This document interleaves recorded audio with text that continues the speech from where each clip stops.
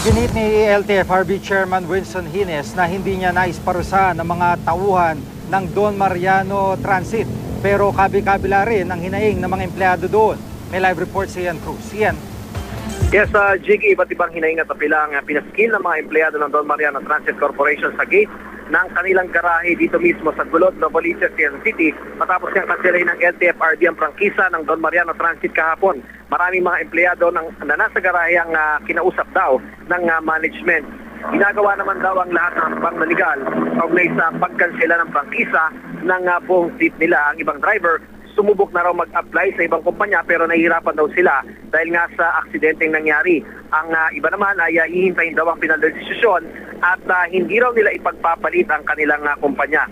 Iginit naman ng chairman ng LTFRB na si Winston Hines na hindi niya nais parusahan ang mga empleyado ng Don Mariano. Ipinatutupad lang daw nila ang nararapat lalo't ilang aksidente na ang kinasangkutan na nga ng Don Mariano. Pero sabi ng LTFRB, maaari pa raw ibenta at magamit ng ibang kumpanya ng bus ang mga bago at roadworthy na units ng Don Mariano.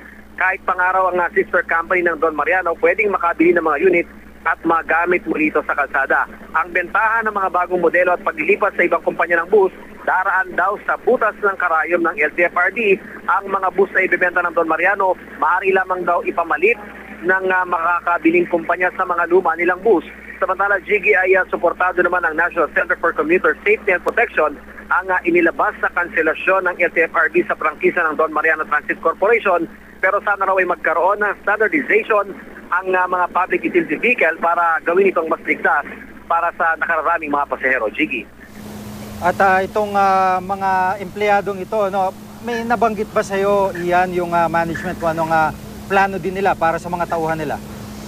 Alam mo, Jiggy, matagal tayo na natili dito sa kanilang garahe sa Gulod, Novaliches, pero sinabi sa atin ng mga empleyado na nakausap natin na hindi daw handang magpaunlak ng panayam yung kanilang mga managers, at sinasabi nila sa atin na wala na raw dito yung kanilang mga managers. Pero Jiggy, sa panig naman nila, sinabi naman ng mga empleyado na nakinig kanina doon nga sa ginawa nilang pagpupulong na sinasabi daw sa kanila ng management na pansamantala ay maghintay-hintay muna at ginagawa naman daw nilang lahat ng paraang legal upang kahit paano nga may reconsider ng LTFRB sa pamamagitan ng motion for reconsideration yung pagkansela sa buong fleet o yung prangkisa ng buong fleet nitong Don Mariano. Jiggy.